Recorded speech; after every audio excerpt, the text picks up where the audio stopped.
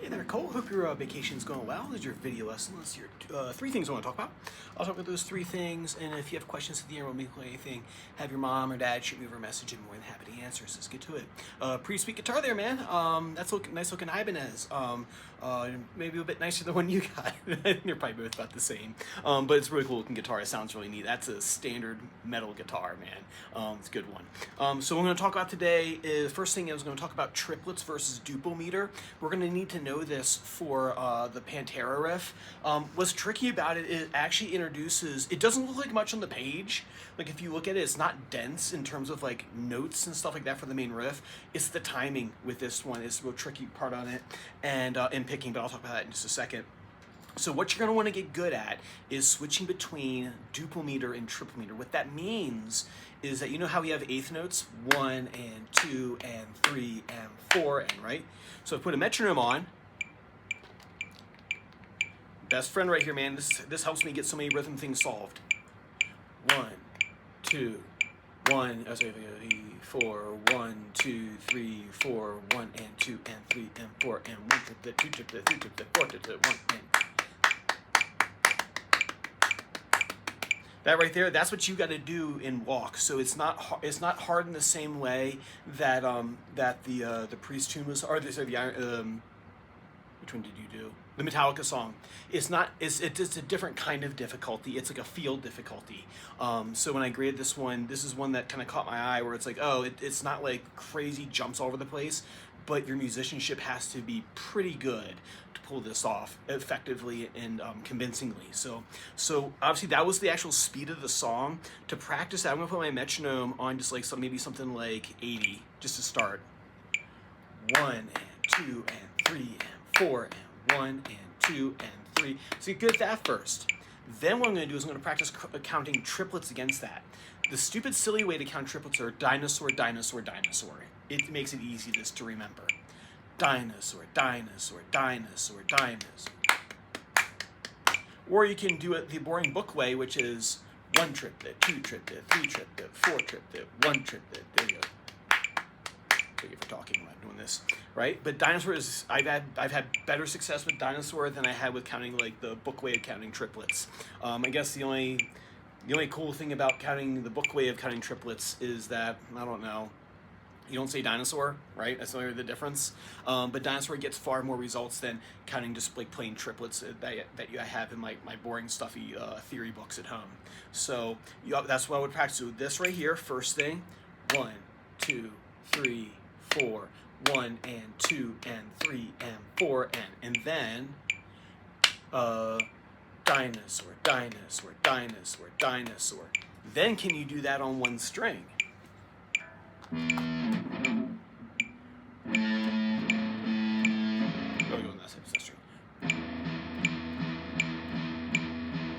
And 2 and 3 and 4 and dinosaur.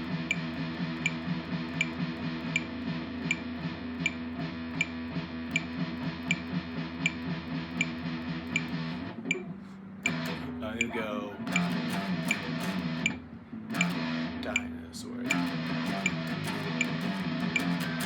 And then we'll get into that part of the riff in a second. But cool. So do that for me first. Next is speed drill. With this one, good man. Your pick and pull looks a lot better. Your fingers are staying more arched over the strings. You're not flying away from the fretboard. They're staying nice and tight over top. Now the next thing is same thing. Metronome, man. It's really how you're gonna break through that speed barrier. Right? I haven't had very many people who didn't use a metronome get fast, right? If not, it took them forever to get there, even if they did. But I get better results with a metronome. So what I'll do is I'll do bursts. I'm going to set my metronome to 90.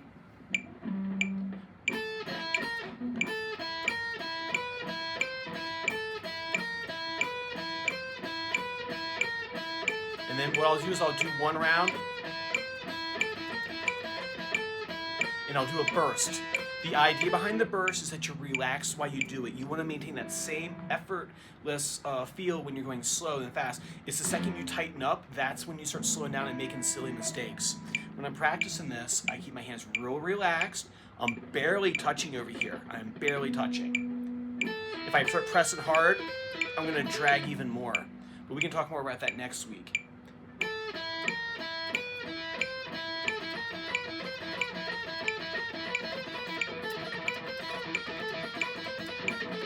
Let's see how fast I can go.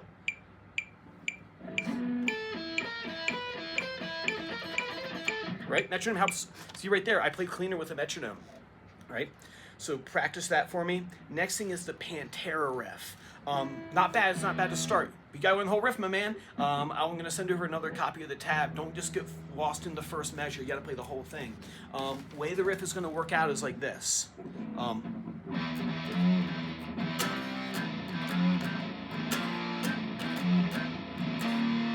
And then it goes up. Then it goes into, what was the next bit?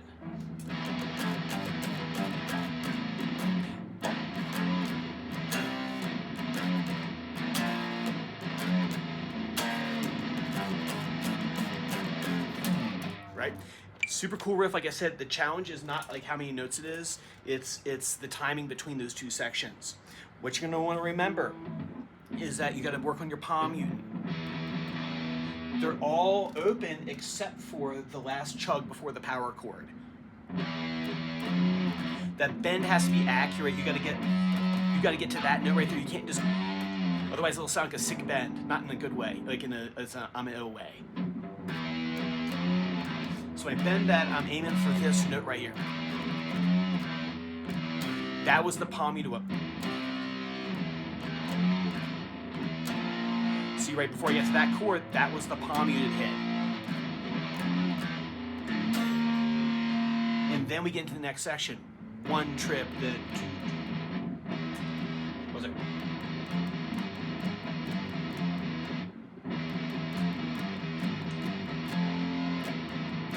One trip did.